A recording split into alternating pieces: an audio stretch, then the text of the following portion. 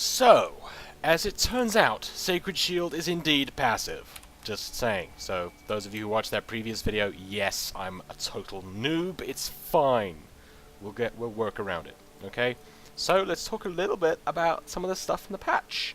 You know, I saw the patch notes and they looked all shiny like. I didn't really want to read them word for word because that's kind of boring. You can do that. We need to discuss them.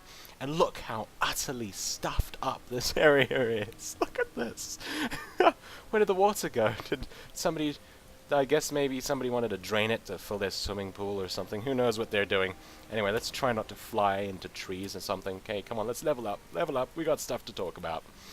Okay, so first up, you've got these new raid thingies. These flexible raid difficulties. Okay, these flexible raid difficulties. So if you open up your, dungeon finder / raid finder / scenario finder, finding your lost keys wherever you put them, finder, you will find your flexible raid over here. What the hell's flexible raid, man? I don't know. I haven't done anything on it, man. I'm just reading the patch notes. Nah, of course not. Okay, fine. So basically, what the flexible raid is, it's designed so that if you've got like a number between 10 and 25 people, you can go in and raid, and then it will adjust the difficulty for you, which is pretty sweet. Okay, so the idea is you could go in with like 22 people, or 15 people, or 16 people, or 11 people, or 11 and a half people, because one of your players is like level 45 or something. I don't know how you would get half a person. But yes, that's the general idea of this whole flexible raid thing. And the difficulty is designed to be somewhere between Dungeon Finder and Raid Finder. Oh no, hang on a minute. You're getting it wrong, Tempus. Somewhere between Raid Finder and normal mode. Okay, the gear, the difficulty level and the gear that you get from it. So, I'm thinking, I was talking to someone else about this, and I reckon, maybe it's going to be like a maybe 510 or so gear. They reckoned heroic scenarios are 516s, so flexible raids, 516s maybe. Also, possibility of getting Thunderforged in those as well. I think there's something about there being a higher chance to drop Thunderforged than LFR in the flexible raid thing. And have I just circled around? Yes, I have. Yes, I have. Okay. So, yeah, flexible raids. They could be quite interesting. Personally, I'm a little bit of two minds about this. I mean, it sounds cool in theory, but as it is, I can't be bothered to do Raid Finder. What am I going to do with this flexible raids? It is getting kind of insane. It's going to get to the point where we've got like 15 different difficulties, and they all have a different lockout, and I don't want to raid that much. I just don't, okay? But we'll see how it works. It could be really, really awesome. It could be.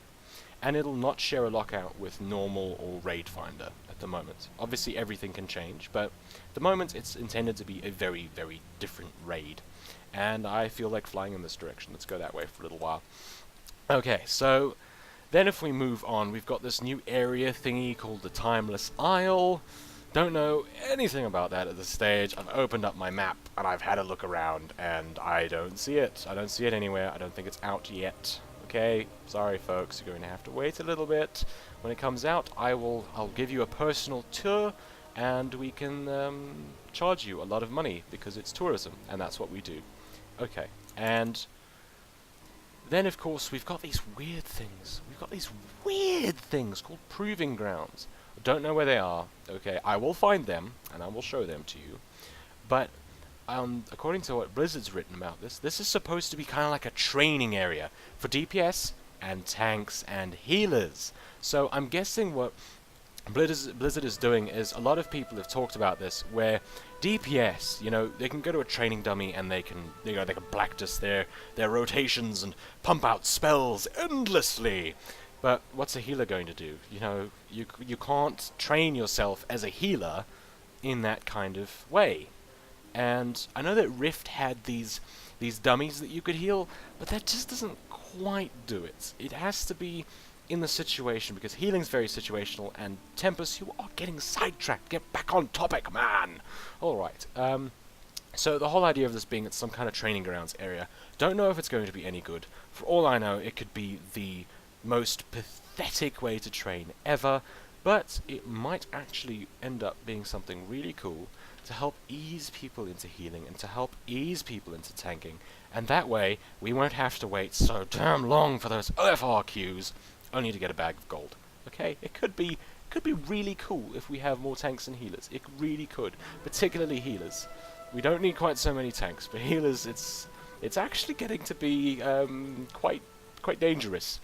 Oh, there's no changes here in 5.4. I am disappointed. How could you?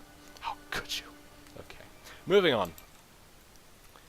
We've got these weird. Where am I getting this buff from?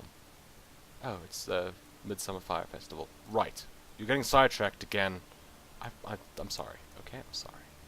Anyway, we've got these weird things called virtual realms. Now, I heard someone say that this was only going to be for low population realms. I don't know if that's true. I kind of doubt it, but I'm not sure either way. It could go either way. What the hell's a virtual realm supposed to be? Well, from the general thing I'm getting is that they take a whole bunch of the realms, okay, and they turn it into one large cross-realm zone kind of thing. Okay, not quite, okay, not quite. It's more like they just take the auction houses of all of them and combine them. They take the ability to be into the guilds across those realms and combine them. They do all that kind of stuff. I'm guessing you'd be able to send loot and stuff across through the mailbox, given the fact you have auction houses, if you are cross-realm. But on the other side, this could be potentially bad. Okay? While yes, it will be fantastic. You'll have more people to pug for raids. You'll have more people buying auctions and things. But here's the thing I want to know. Okay, scanning the auction house. For those of you who have watched my gold making series, okay, scanning the auction house is a pain. I rarely do it. I am the laziest guy ever. Okay, I might kind of know what I'm doing about that, but I am unbelievably lazy.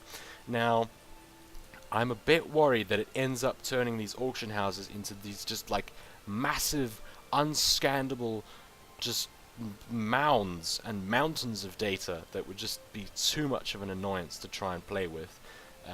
And I'm a bit worried about that. I really am a bit worried about that. But hey, Tempus, what do you care? You're too lazy to do it anyway. Right, fair point, touche. Right back at you. And of course, you've got like some more stuff in the legendary quest and all of that. And I think that I've covered everything apart from all of the class changes, which I said I was not going to cover because that stuff is boring. Okay? I mean, do you see? Okay, there's like the exciting changes right at the top, right? There's like maybe, I don't know, 4 paragraphs? How many paragraphs it is of the 5.4 PTR so far? Maybe 4, and then you've just got like page after page after page of all the class changes. I don't really feel like going through all of that. If, like I said before, if I get like a bazillion comments that want me to read through all of those, then I probably will. But not at the moment, no. Anyway, that's it for this video. I hope you enjoyed. And I'll see you in more 5.4 videos, because it's awesome. Ciao.